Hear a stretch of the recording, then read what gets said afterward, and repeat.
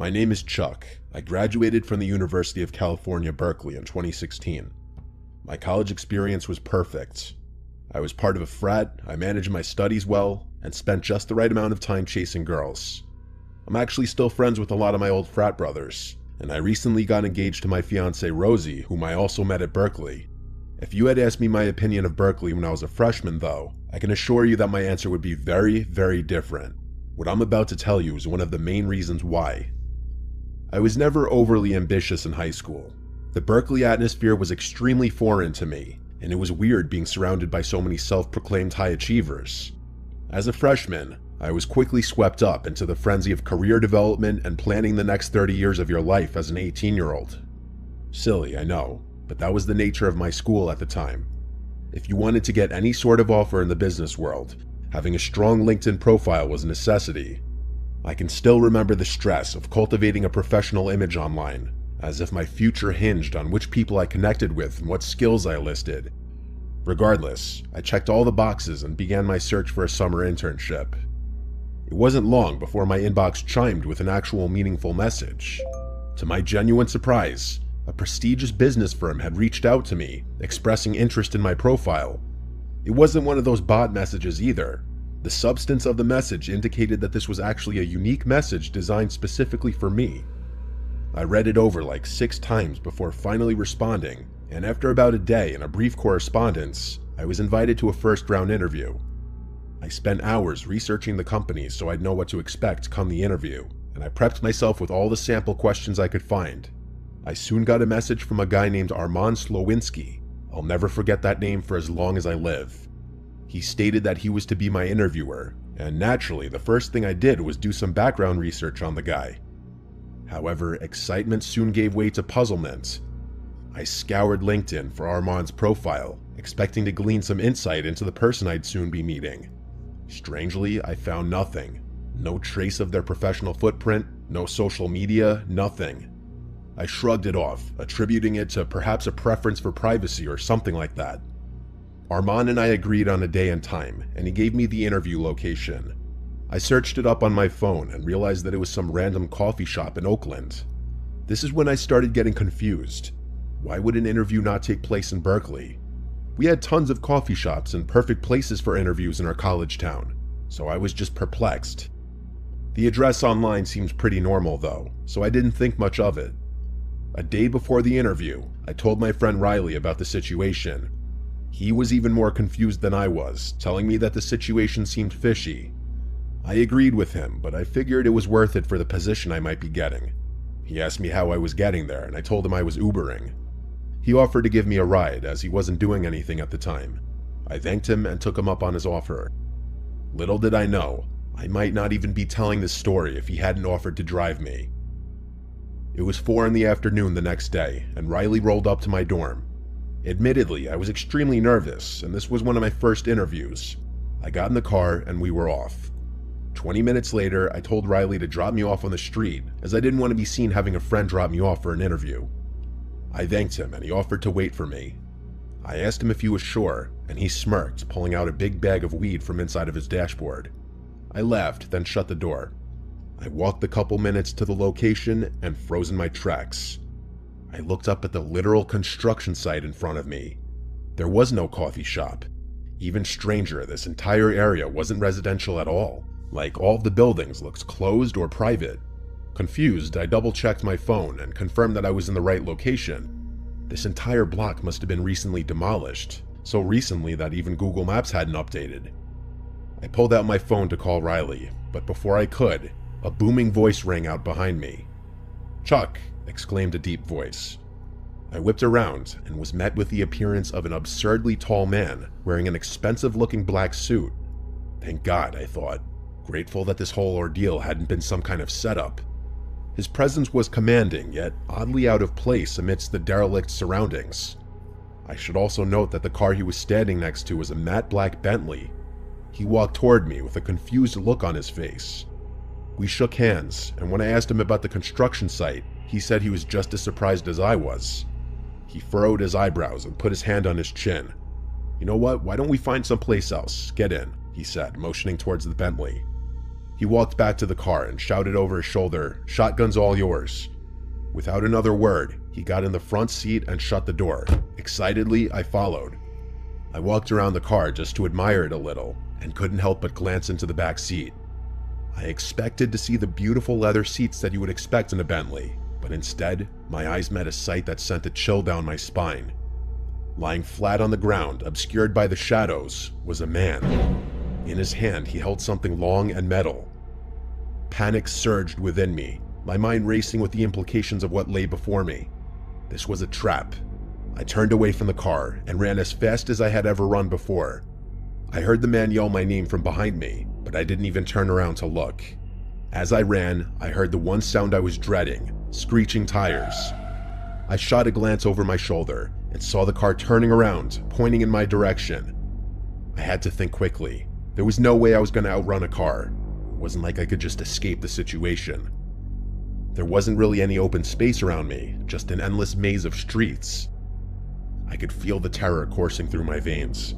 I made it to the next intersection and faced a choice that may have decided my fate, left or right.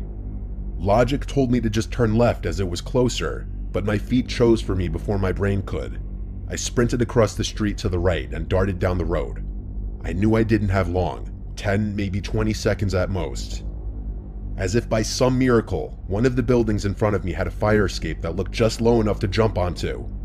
With every ounce of my strength I had, I vaulted myself upwards, grabbing onto the ladder. I had never done a pull-up in my life, but in my mind, this was life or death. I made it up the ladder and kept climbing. The Bentley whipped around the corner and stopped on the street in front of the building. I couldn't see the driver, but I knew he was looking at me. There was nothing else I could do. If they chose to follow me, I'd just have to fight. The next minute felt like an eternity. The car stood there a little while longer and then accelerated down the street, turning left to never be seen again. I couldn't breathe. I pulled out my phone and called Riley, basically screaming into the phone about what happened. I stayed on the fire escape until he found me. I got in the car and we sped off in silence. The aftermath of this whole thing was pretty uneventful. I sort of blocked it out of my brain and refused to talk about it, even with Riley.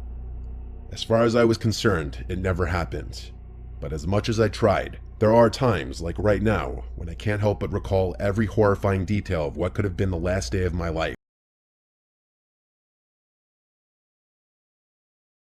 This happened to me during my freshman year of college in 2019.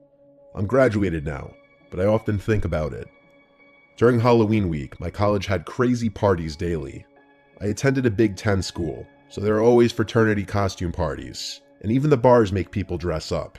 It gets pretty wild, lots of booze, lots of police, and lots of memories. This event happened to me on the Saturday of Halloween week. Our football team had a huge win that day, and my friends and I were going to this one particular fraternity off campus to celebrate the victory. We knew about this because one of my friends, Alexandra, was dating a guy on the team. We got to the frat party around 11 o'clock, and things got pretty crazy. Everyone was getting drunk really fast, and we were all booing the school that we beat in different chants while the music blasted. I was taking shots and dancing with all my friends, having a blast. It's critical to note that my phone had died during this time. I had given it to Alexandra to put in her purse. Later, I told my friends that I had to go to the bathroom and to wait for me by the DJ booth. We were all pretty intoxicated at this point. While I was in the bathroom peeing, I heard some frat brother in the house scream "cops" at the top of his lungs, and people started screaming and scrambling to get out of the house. I sprinted out of the frat house and was greeted by multiple cop cars and lights flashing. People were sprinting in different directions. Some cops were already talking to the frat brothers, while others were trying to catch underage people. In my intoxicated state, I realized I didn't have my phone. I started yelling out for my friends while avoiding the cops. Realizing I wasn't going to be able to find them in the crowd, I decided to start making my way home, even though I wasn't entirely sure how to get home. This frat house was pretty far off campus in a different part from other frats. I started making my trek home, and it was absolutely freezing. Even though it was only October, it was like 37 degrees that night. I'm still heavily tipsy, but conscious of everything around me. After a while, I knew I needed a break to warm up and hopefully sober up. I saw a building that looked like one of the academic buildings I'd heard about, so I approached it, opened the door, and stepped inside. It was pretty dark in there, but a few exit signs at different door entrances illuminated a decent portion of the inside. After 5 minutes, I started to sober up a little bit and realized I wasn't in an academic building. I was in a warehouse. I was much warmer, but I became nervous about the eerie feeling around me. I went to open the door, and a pit sank in my stomach. It was locked. How could it have been opened if it was locked from the inside? I started to make my way towards a door near the exit sign. I pushed it open and went through the door, expecting it to lead me to outside, but it was to another part of the building. This room was much smaller, illuminated by a low red light. There was a buzzing noise in the room from some machine.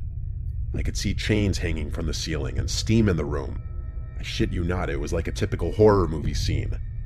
I went to turn around and go back through the door, but this door was also locked behind me. Sheer panic set through me, and at this point, I was trying not to break down. I leaned up against the wall and slid down silently, crying. This is when I heard it. A door slammed shut and footsteps. I instantly went silent and my eyes widened. I heard another door shut and more footsteps. It was getting closer to my area. I saw the door next to me, and as quietly as possible, I opened it and snuck through. I started wading through the hanging chains and the steam. I heard the door from the previous room open and the footsteps approaching, and they were big, heavy footsteps. My fight or flight kicked in, and I came near a window. With all my might, I kicked it 5 times with my foot, shattering it. This was when I heard the feet running towards the door. I had maybe 10 seconds to spare. I leapt out the window, not even realizing that the other side of the building I was now on happened to be a high drop. I fell like 10 feet out of the window, landing on top of 2 recycling bins. I pushed myself off, shocked by the impact, and looked up at the window.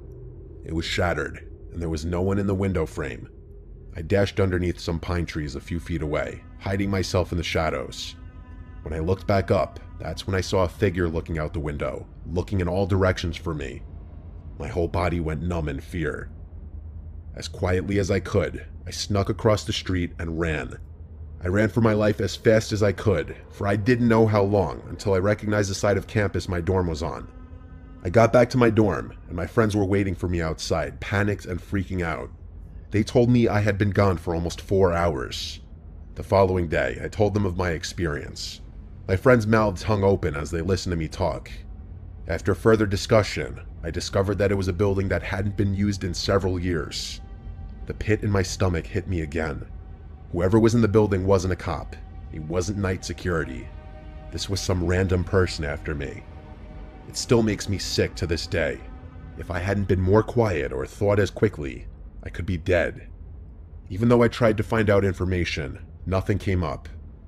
It still remains the scariest thing that's ever happened to me.